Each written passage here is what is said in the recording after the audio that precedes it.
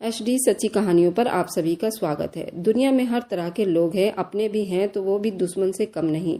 आज मैं कोर्ट में बैठा यही सोच रहा था कि न जाने किसके हक में फैसला आने वाला है।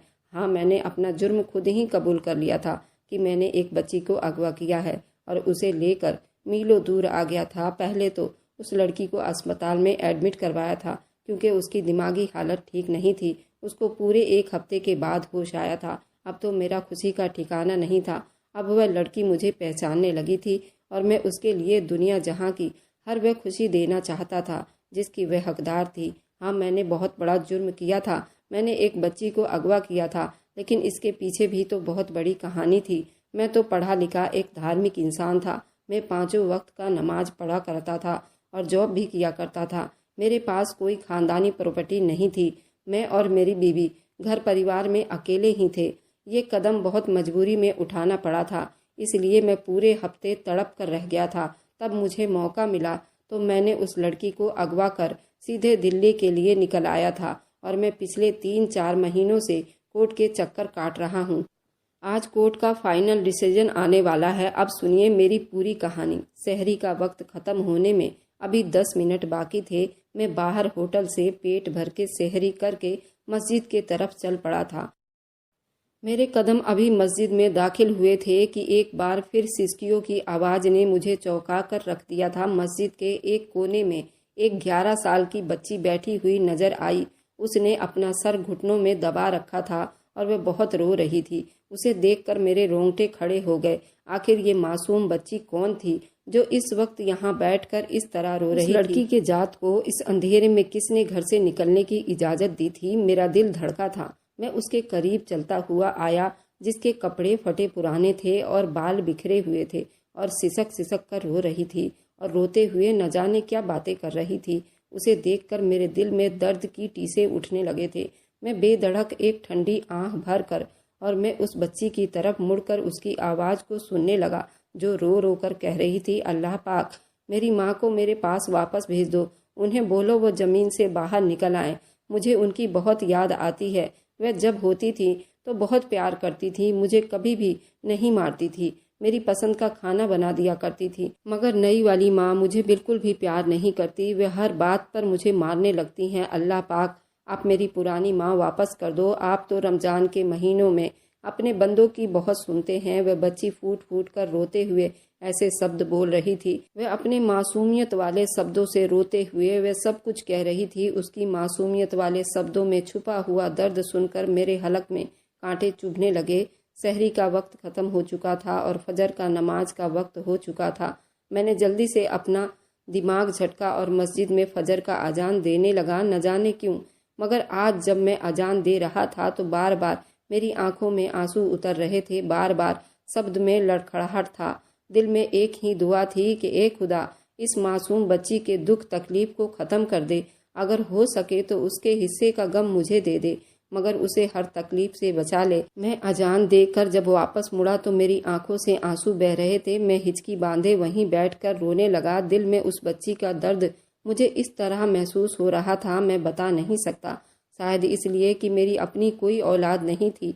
मैं 15 सालों से बे औलाद था। मेरी बीवी बांस थी, मगर उसके बावजूद मैंने कभी औलाद के खातिर दूसरी शादी नहीं की। मैं उठा और उस बच्ची के पास वापस जाने लगा, मगर जब मस्जिद के आंगन में आया तो वहां पर वह बच्ची मौजूद नहीं थी। वे जा चुकी थी। मैं मस्जिद के बाहर तक देखने गया, मगर नमाजियों का झुंड मस्जिद में दाखिल हो रहा था। वह बच्ची न जाने कहाँ जा चुकी थी। खैर, नमाज का वक्त था और मैंने जल्दी नमाज अदा की। न जाने कैसे जालिम लोग थे जिन्हें इतनी मासूम नन्ही कली पर जरा भी रहम और तरस नहीं आया था और वे उस पर जुल्म किया करते थे। शायद ये भी कयामत की निशानियों में से एक थी। खैर, मैं नमाज पढ़ने के बाद कुछ देर वहीं बैठा रहा और फिर घर की तरफ बोझल कदमों से चल पड़ा। घर आया तो मेरी बीवी अभी तक सो रही थी। उसका तो रोज का आदत यही था। वह रमजान में भी ना रोजा रखती थी, ना ही कोई नमाज पढ़ती थी। शायद उसको भी अल्लाह पर से विश्वास उठ गया था। शायद वह भूल गई थी कि उसको भी इस दुनिया में भेजने वाले भी अल्लाह हैं। वह सिर्फ अपनी औलाद पाना चाहती थी। इसी वजह से वह अल्लाह से बहुत नाराज रहा करती थी और अल्लाह के दी हुई और चीज़ों की शुक्रिया अदा नहीं करती थी। मैं उसे बहुत समझाता था, मगर उसे अपने आखिरत की कोई फिक्र नहीं थी। वह तो दिन चढ़े तक सोती रहती। मैं कुछ देर कुरान शरीफ पढ़ा और फिर काम पर निकल गया। सारा दिन मेरा ध्यान उस बच्ची की तरफ ही रहा। मगरिब से पहले मैं काम से छुट्टी लेकर घर आ चुका था। रमजान में फजर और मगरिब की अजान में खुद मोहल्ले की एक मस्जिद में जाकर दिया करता था। आज फिर मैं अफ्तारी के वक्त मस्जिद में पहुंच चुका था। मैंने एक बार फिर मस्जिद में तलाशती हुई नज़रों से उसे देखा। शायद वो बच्ची यहाँ मौजूद हो, मगर वह यहाँ नहीं थी। खैर, मैंने अफ्तारी की और नमाज अदा की और जो ही वापस आने के लिए पलटा तो मस्जिद के बड़े दरवाजे के बाहर, जहाँ नमाजी जूते उतार कर रखते हैं, वहाँ पर वही बच्ची बैठी हुई थी। वह अपने पैरों के तलों को जमीन पर लगाए बगैर बैठी थी। उसकी आंखों में आंसू थे और वह रो रही थी। बार बार अपनी आंखों में आए आंसू साफ करती और फिर एक नज़र अपने पैरों पर डालती। उसके पैरों के नीचे सुर्ख लाल निशान बने हुए थे। ऐसा लगता था जैसे उस बच्ची के पैर को जलाए गए हों और नंगे पैर चल के आने की वजह से उसके जख्मों में मिट्टी जा चुकी थी। उस बच्ची को जब मैंने उस हालत में देखा तो मेरे रोंगटे खड़े हुए, मेरे आंखों में पानी उभरने लगा। वह बच्ची अपनी ही ध्यान में बैठी थी, अपने पैरों से मिट्टी साफ करने की कोशिश कर रही थी। वह दर्द से सिसक रही थी और रोते हुए एक बार फिर खुदा से बात करने में बिजी थी। वह रोते हुए कहने लगी, या अल्लाह, आज मैं आपके घर में अंदर नहीं आ सकती। मेरी माँ कहती थी मस्जिद अल्लाह ताला का घर होता है। मैं आज इन पैरों के साथ मस्जिद के अंदर दाखिल नहीं हो सकती, वरना आपका ये घर गंदा हो जाएगा। आप मेरी बात यहीं से सुन लीजिए, मेरी दुआ कबूल कर लीजिए। मुझे और कुछ नहीं चाहिए। जैसे ही मेरे पैर ठीक हो जाएंगे मैं दोबारा मस्जिद के अंदर बैठकर आपसे दुआ मांगूंगी। उस बच्ची की मासूमियत भरे शब्दों में इस तरह दर्द था कि मेरी आंखें छलक पड़ी थी। वह बच्ची इतनी मासूमियत से अपने अल्लाह पाक से दुआ मांग रही थी, मेरा दिल भर आया। इस तरह मासूम शब्द था ना कोई बनावटी था और ना ही कोई लालच। एक बार फिर रोते हुए कहने लगी, मेरी मम्मी को बोलो कि वो कब्र से बाहर आए। वह जमीन से बाहर आए और दोबारा आकर मेरे पास रहने लगे। उनके बगैर तो मुझे नींद नहीं आती। मेरी दूसरी मम्मी मुझे खाना नहीं देती। मैं भूखी प्यासी बैठी रहती हूँ। वह मुझे बात बात पर मारती है। आज भी उसने मुझे जल्दी जल्दी सारे घर का काम करने को कहा था, मगर मैं ना कर सकी क्योंकि मेरी तबीयत खराब थी। मगर उसके बावजूद भी मेरी नई माँ ने मुझे बहुत मारा है और फिर अपने पास बिठाकर जलते हुए कोयले मेरे पैरों पर लगाए हैं। और नई माँ कह रही थी, अब तू तेज भाग भाग कर काम किया करेगी। मुझे बहुत दर्द हुआ था। मैं चिल्लाती हुई रह गई थी, मगर मेरी मदद को कोई भी नहीं आया था। मेरी माँ ने मेरे दोनों पैर जला दिए थे और आप मेरी मम्मी को वापस लौटा दो। मैं उस बच्ची से कुछ दूरी पर खड़ा था, उसकी सारी बातें चुप से सुन रहा था। मेरे आंसू बह रहे थे, मगर मैं उस बच्ची के पास ना गया क्योंकि मैं जानना चाहता था आखिर वह रहती कहाँ है। कुछ देर के बाद वह बच्ची अपनी जगह से उठी और बड़ी मुश्किल से लड़खड़ाते हुए वहां से जाने लगी। वह बहुत ही मुश्किल से चल रही थी क्योंकि उसके पैरों के दोनों तलवे जख्मी थे, मगर उसके बावजूद भी उस बच्ची का अल्लाह ताला से मोहब्बत मेरा सलाम था, जो इतनी छोटी और मासूम थी कि अल्लाह को अपने दुख सुनाने के लिए मस्जिद तक आया करती थी। मैं उस बच्ची का पीछा करता रहा और वह चलते चलते एक घर के पास आकर रुक गई। वह घर हमारे गाँव का ही एक घर था। वह बच्ची उस घर के बाहर आकर बैठ गई। उसने दरवाज़ा खटखटाने की कोशिश नहीं की थी, शायद इसलिए कि अंदर मौजूद आदमी एक बार फिर आग बबूला हो जाएगा। मैं कुछ दूरी पर आकर खड़ा हो गया, यहाँ सारा माजरा देख रहा था। तभी वह दरवाज़ा खुला और एक औरत बाहर निकली। वह बहुत ज़्यादा ही मोटी और सांवले रंग की थी, भारी भरकम औरत थी। शायद वह इस मासूम बच्ची की माँ थी।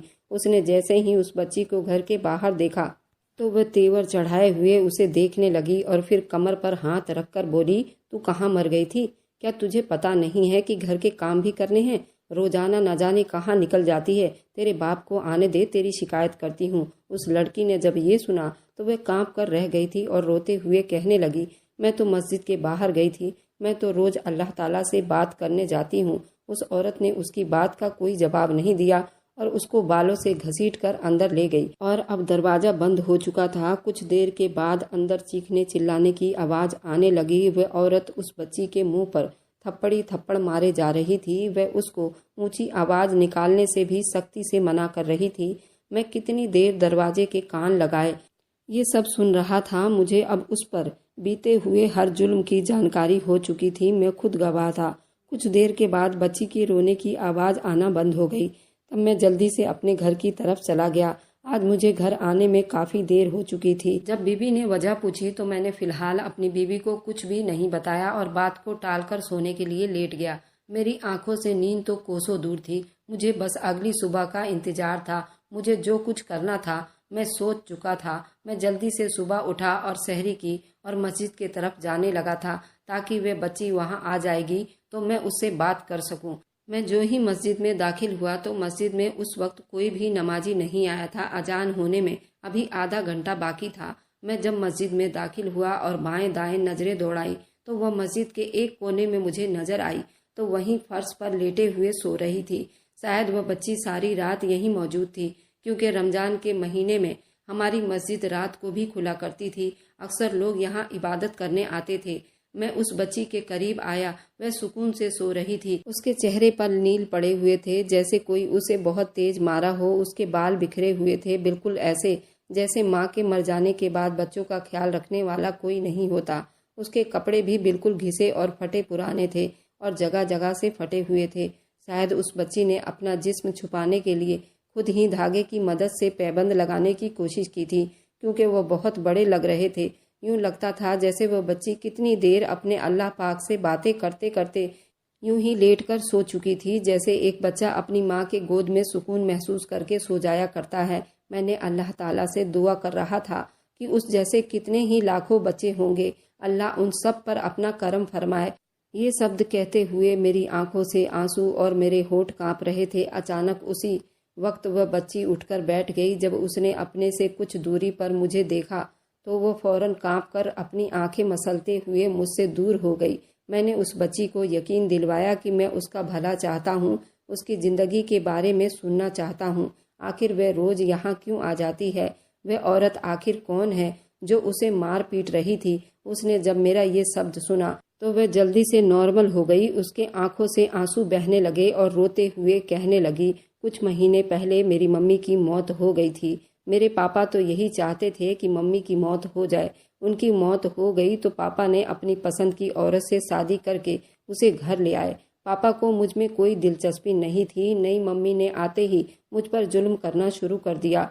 वह मुझे बहुत मारती है। मैंने इतने दिनों से एक बार भी भरपेट खाना नहीं खाया। वह सारा दिन मुझसे काम करवाया करती है। जब मुझे वक्त मिलता है तो मैं यहाँ मस्जिद में आकर बैठ जाया करती हूँ और अल्लाह ताला को अपनी फरियाद सुनाया करती हूँ। यही दुआ करती हूँ कि मेरी नई माँ को वापस बुला लो, क्योंकि वह मुझे अच्छी नहीं लगती। मुझे बस अपनी पुरानी माँ वापस चाहिए। वह बच्ची रोते हुए अपने पैर आगे करके मुझे दिखाने लगी, जिन पर उसने अपना दुपट्टा काट कर बांधा हुआ था, और वह रो कर कहने लगी, आज तो मुझे अल्लाह ताला से बात करनी थी, इसलिए मैं अपने पैरों में दुपट्टा बांध कर आई हूँ ताकि मेरे पैरों की मिट्टी मस्जिद को खराब ना करे। इस बच्ची की मासूमियत और तकलीफ सुनकर मैं हिचकिची बांधे रोने लगा। वह बच्ची मेरी बेटी तो ना थी, मगर उसके बावजूद भी मैं उसके सर पर हाथ रखकर बेतहाशा रोने लगा। दिल से बस यही दुआ निकली कि अल्लाह ऐसे जालिम लोगों को गर्क कर दे जो अपने मासूम बच्चों पर जुल्म सितम करते हैं। उस बच्ची की आंखों में कई उम्मीद थी, जो शायद उसकी सौतेली माँ के जुल्म करने से खत्म हो चुकी थी, और वे अब खुलकर बताने लगी। पापा ने कहा था कि वे ईद के दूसरे दिन मेरी शादी करवा देंगे और मुझे अच्छे घर में विदा कर देंगे। उन्होंने तो एक अंकल से पैसे भी लिए हैं। उनका कहना था कि मेरे पति ने उनको दिए हैं। उस बच्ची की बातें सुनकर मेरे होश उड़ चुके थे।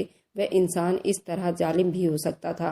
पहले उसकी सौतेली माँ उस पर इस तरह जुल्म करती रहती थी, और अब उसका सगा बाप भी उसके साथ ऐसा जुल्म करने लगा था। अब मैंने ठान ली थी कि मैं अब उस बच्ची को ज़्यादा वहाँ रहने नहीं दूंगा और उसे अपने घर ले जाऊंगा।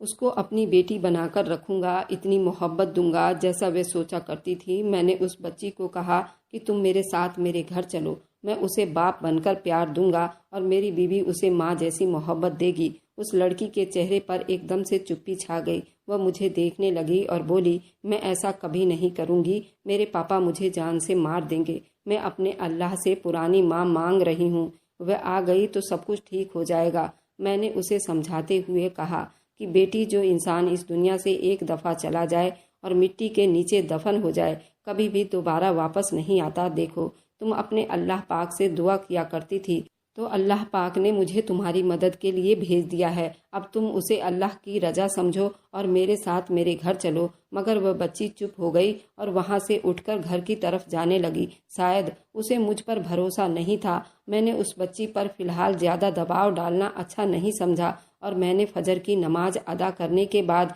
अपने घर की तरफ चला आया था। मैंने अपनी बीवी से भी इस बारे में बात की। वह सुनकर पहले तो चुप हो गई और फिर बोली कि हाँ, अगर वह लड़की हमारे साथ रहना चाहे तो रह सकती है। हम उसे अपनी औलाद जैसी मोहब्बत देंगे। उस दिन तो मैं काम पर चला गया, मगर जब रात को वापस आया तो मुझे उस घर से चीखने, चिल्लाने और रोने की आवाज़ आने लगी। उस मासूम बच्ची पर एक बार फिर जुल्म किया जा रहा था। मैं वहीं उसके घर के बाहर खड़ा हो गया। कुछ देर के बाद दरवाज़ा खुला और उस घटिया बेहुदा औरत ने उस बच्ची को घर से बाहर फेंक दिया, जैसे किसी कचरे को फेंका जाता है।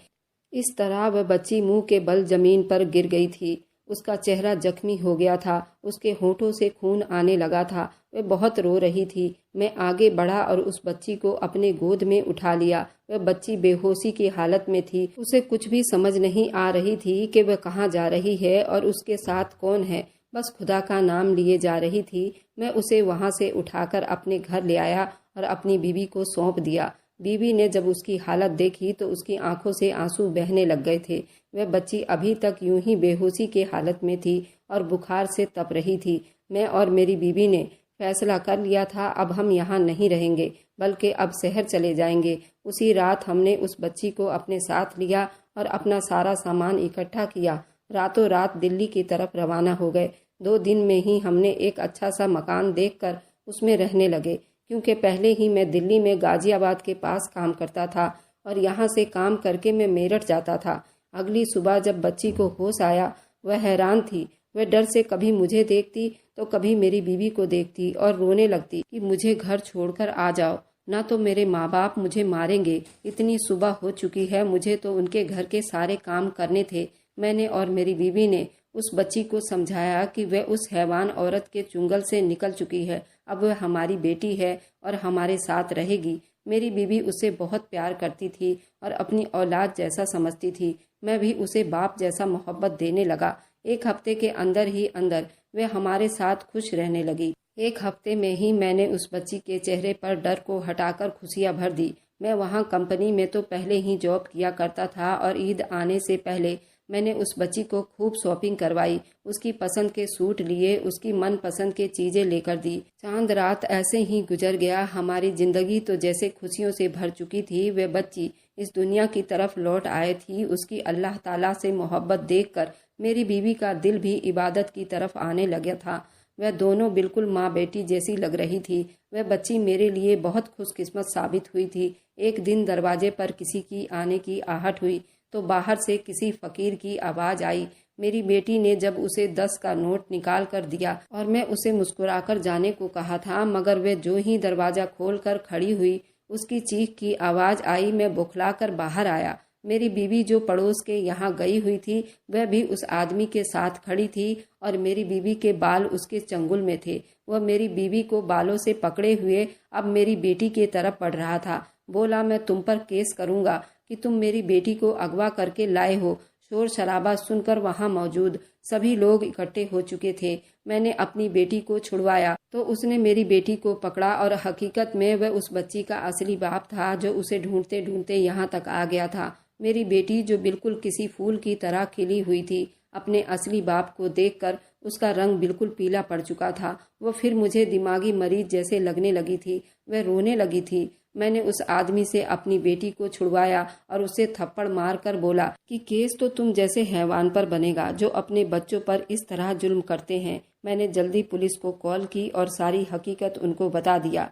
बच्ची ने भी अपने असल बाप और सौतेली माँ के बारे में गवाही दी, जिसके बाद वे दोनों को पकड़कर ले गया और हम दोनों मियाँ बीबी केस लड़ने लगे। केस लड़ते लड़ते पूरे 6 महीने बीत गए थे। अदालत ने फैसला हमारे हक में सुनाया था। जब बच्ची से गवाही ली गई तो उसने यही कहा कि मैं इन्हीं के साथ रहना पसंद करूंगी। मैं अपनी बच्ची को अपने साथ लगाए वापस अपने घर की तरफ आ गया था और अब हम हंसी खुशी रहने लग गए थे। आज मेरी बेटी 18 साल की हो गई है और उसने 12वीं कक्षा फर्स्ट डिवीजन से पास किया है। मैं उसको आगे भी पढ़ाना चाहता हूँ। मेरी बेटी मुझे और मेरी बीवी से इतनी मोहब्बत करती है। मैंने एक दिन कहा, मैंने तुम्हारे लिए एक रिश्ता देखा है और अब तुम विदा होकर अपने ससुराल चली जाओगी, हम दोनों मियाँ बीवी फिर से अकेले हो जाएंगे। तो वह इस बात पर बहुत नाराज हो गई और कहा, मैं ऐसे शादी नहीं करूंगी और ना ही मैं अपने माँ बाप को छोड़कर कहीं जाऊंगी। हाँ, मैं शादी उसी से करूंगी जो मेरे साथ मेरे माँ बाप के घर में रहे। पर ये बात मैंने तो उससे मजाक में कही थी। सच कहूँ तो मैं भी यही चाहता हूँ कि कोई ऐसा लड़का हो जो मेरी बेटी के साथ आकर मेरे घर में ही रहे और मेरा बेटा बन जाए। हम शबनम को अपने घर से नहीं भेजना चाहते। आप लोगों के नज़र में कोई लड़का है तो ज़रूर बताइएगा। मेरी बेटी शबनम अब 26 साल की हो गई है। इसी जिद में है कि मैं अपने ससुराल नहीं जाऊंगी, अपने माँ बाप के साथ ही रहूंगी।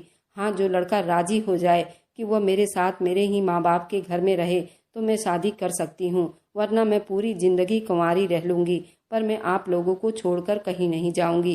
क्या शबनम का फैसला सही है?